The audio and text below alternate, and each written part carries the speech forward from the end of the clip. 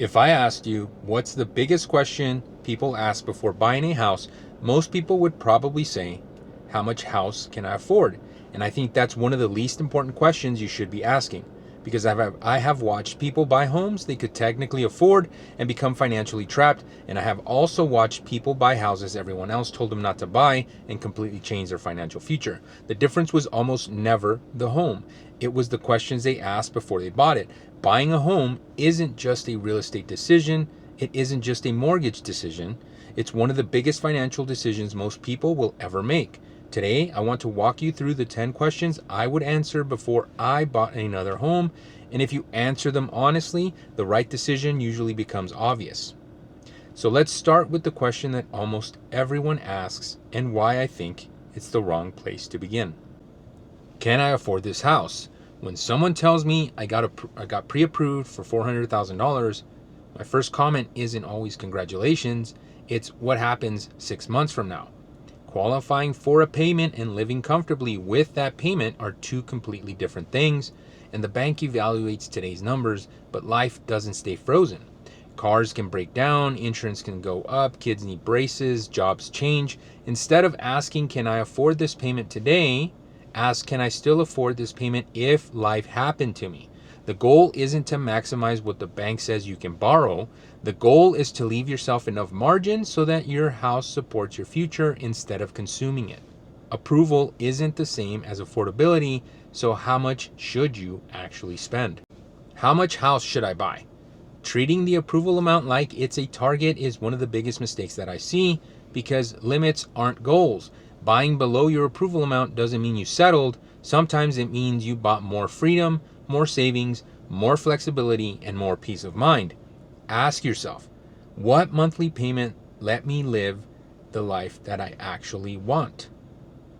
Maybe the answer is simply buying a cheaper house, but is a cheaper house actually cheaper? The cheapest house can end up costing you more. Purchase price is only one piece of the equation. You still have interest rate, property taxes, homeowners insurance, HOA dues, maintenance, utilities, mortgage insurance, and repairs. I have seen cheaper homes produce higher monthly payments, and I compared monthly total ownership cost, not the listing price, because that's the number you live with every month, every time. Now we have answered 3 questions, but here's almost one that nobody asks. Should you even be buying a house at all? Should I rent instead of buying? People love saying renting is throwing money away. That is one of the most incomplete pieces of financial advice people repeat. Buying can be a powerful move, absolutely, but buying only works when the total home ownership position improves the overall financial position that you're going to be in. If buying empties your savings, locks you in a payment that you can barely scrape by and carry, or forces you to stay somewhere you may need to leave soon, renting may be the better and stronger decision.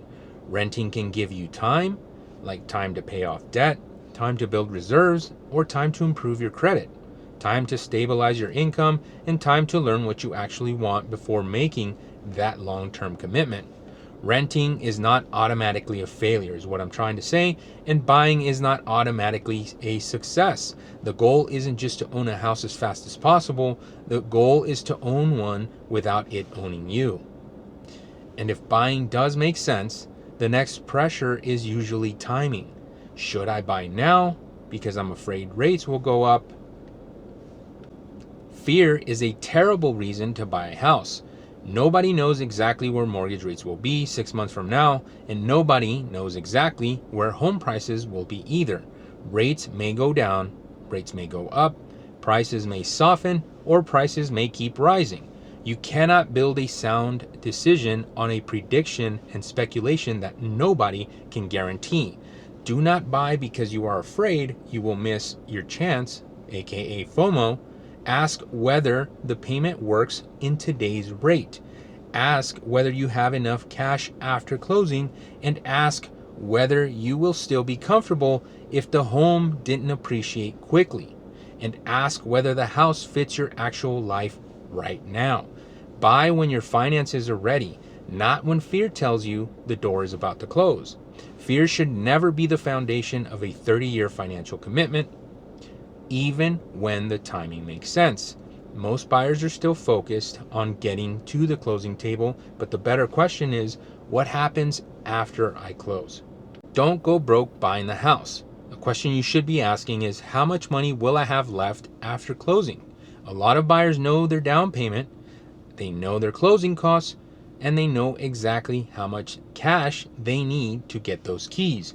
But they have not asked what their bank account will look like the day after closing. Closing isn't always the finish line. You still may have moving expenses, utility deposits, window coverings, appliances, furniture, minor repairs, insurance deductibles, and the first things to break when you move in. If buying a house takes every dollar you have, the first surprise can turn into a credit card debt. Cash left after closing is not wasted money. It is what protects the decision. I would rather see someone buy slightly less home and keep real reserves on hand than buy the absolute maximum on the edge and be one repair away from a financial stressor. Do not judge the purchase only by whether you can get the keys or not. Judge it by the position you are in the day after closing. Remember, money matters, but the house also changes how you spend your time and how you live every day. So what lifestyle are you actually buying? Am I buying a house or am I buying a lifestyle?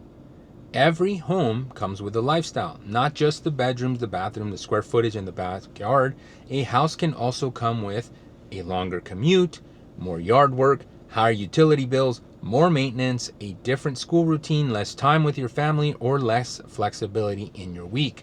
A bigger house, farther away, may look like more value, but if it adds 10 hours of driving every week, that cost is real too. A smaller house closer to work may give you less space, but more time, more energy, and a life you enjoy more. So don't only ask, do I like this house? Ask, do I like the life that this house requires me to live? Because you are not just buying the property, you are buying the routine that comes with it. Once people find a house they like, they often put another kind of pressure on the decision, and they tell themselves it has to be their forever home. Stop looking for your forever home. The phrase forever home causes people to make strange decisions. Some people overspend because they are trying to buy for every possible future need. Other people never buy at all because no house feels perfect enough for the rest of their life. But your life will change. Trust me. Jobs change, families change, priorities change, cities change, and you change. A good home purchase does not have to solve every problem you may have 20 years from now. It should fit the chapter that you are currently actually living. That doesn't mean you should buy carelessly, but transaction costs matter, moving again costs money, and buying usually makes more sense when you expect to stay long enough for the decision to work, also known as turning your time into a bank. But the question is not, can I live here forever? The better question is, does this house support the next meaningful chapter of my life? Buy the right home for the season that you are currently in, not imaginary scenarios or versions of your life decades from now.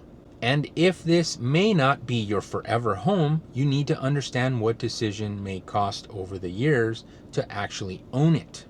What will this house actually cost me over 5 years?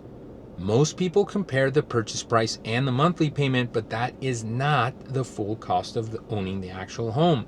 Over the 5 years, you may pay the down payment, closing costs, mortgage interest, property taxes, homeowner's insurance, mortgage insurance, HOA dues, maintenance, repairs, utilities, improvements, and selling costs when you do eventually move. You may also build equity through principal reduction, and the home may appreciate. But the appreciation should never be treated like a guaranteed return. Build the decision so that it can still make sense even if the market is ordinary or stays flat for a certain amount of time. Then compare that 5-year picture to renting. What would the rent cost? How much would you save? What debt could you eliminate? And what flexibility would that allow you to keep? A home can be a great purchase and still be expensive if you own it for a short time.